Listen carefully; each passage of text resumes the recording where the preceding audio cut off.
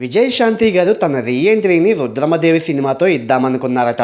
కానీ అప్పటికే గుణశేఖర్ డైరెక్షన్లో అనుష్క రుద్రమదేవిగా ఆ సినిమా అయితే పట్టాలెక్కేసింది. ఇక చేసేదేమీ లేక విజయశాంతి గారు తన ప్రయత్నాన్నైతే విరమించుకున్నారట.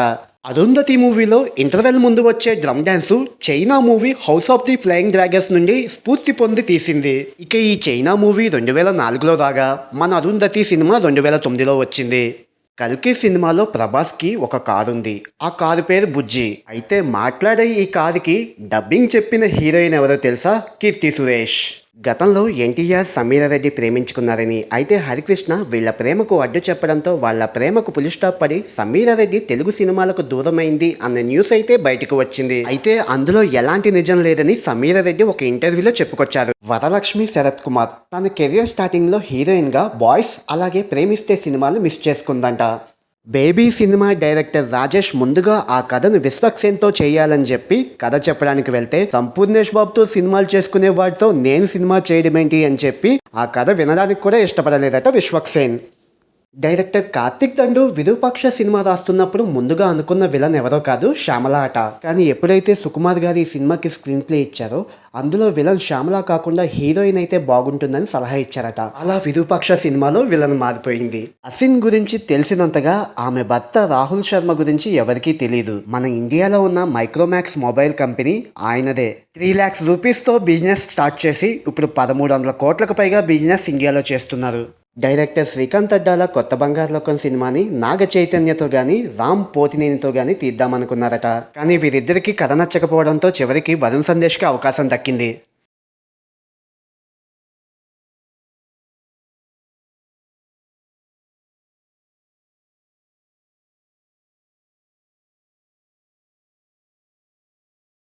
తమిళ ట్యాగర్ మూవీ నచ్చి ఆ సినిమా రైట్స్ కొని జీవిత డైరెక్టర్గా రాజశేఖర్ హీరోగా ఆ సినిమా తీయాలనుకున్నారు. కానీ అప్పటికే అల్లు అరవింద్ వాళ్లకు పోటీగా ఆ సినిమా కొని చిరంజీవితో సినిమా తీసి హిట్ కొట్టాడు. కానీ ఇదంతా వెనుక నుండి చిరంజీవి కావాలని నడిపించారని అతని మీద జీవిత రాజశేఖర్ కోపం పెంచుకున్నారు.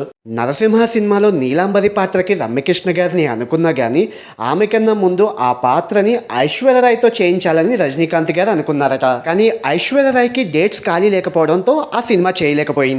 డైరెక్టర్ వెంకీ అట్లూరి ధనుష్తో తెలుగులో తీసిన సార్ మూవీ ఎంత పెద్ద హిట్టో మీ అందరికీ తెలుసు. అయితే సార్ మూవీకి ముందుగా ధనుష్ని కాకుండా నానిని హీరోగా అనుకున్నారట. అయితే నానికి డేట్స్ ఖాళీ లేకపోవడం వల్ల ఈ సినిమా చేయలేకపోయాడు. బాహుబలి సినిమాలో దేవసేన పాత్రకి అనుష్క కన్నా ముందు నయనతారని అనుకున్నారట.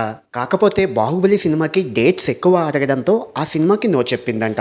కథ ఒకటే కానీ సినిమాలు హీరోలు వేరు. 1977లో ఎన్టీఆర్ గారు దానవీర సూరకర్ణ సినిమా తీస్తే దానికి పోటీగా కృష్ణ గారు కురుక్షేత్రం మూవీ తీశారు. ఈ 2 సినిమాలు సంక్రాంతికి రిలీజ్ అవ్వగా ఎన్టీఆర్ హిట్ కొడితే కృష్ణ గారు ఫ్లాప్ని అందుకున్నారు. అల్లు అర్జున్కి రీసెంట్గా ఒక ప్రముఖ పొగాకు కంపెనీ తమ బ్రాండ్ని ప్రమోట్ చేయాలని 10 కోట్లు ఆఫర్ చేసిందంట. అయితే మద్యం పొగాకు బ్రాండ్స్ని తాను ప్రమోట్ చేస్తే తన అభిమానులకు చెడును వ్యాప్తింప చేయడమే అని చెప్పి ఆ ఆఫర్కి నో చెప్పారట. మన ఇండియాలో హాలీవుడ్ గ్రాఫిక్స్ని ఉపయోగించి తీసిన సినిమా అమ్మోరు. ఇది మన తెలుగు సినిమా కావడం విశేషం. అరుంధతి మూవీ ఆఫర్ మమతా మోహన్ దాస్కి యమదొంగ సినిమా చేస్తున్న టైంలో వచ్చిందంట. అయితే అప్పట్లో తన మేనేజర్ మిస్గైడ్ చేయడం వల్ల ఆ మూవీ ఆఫర్ వదులుకుందంట.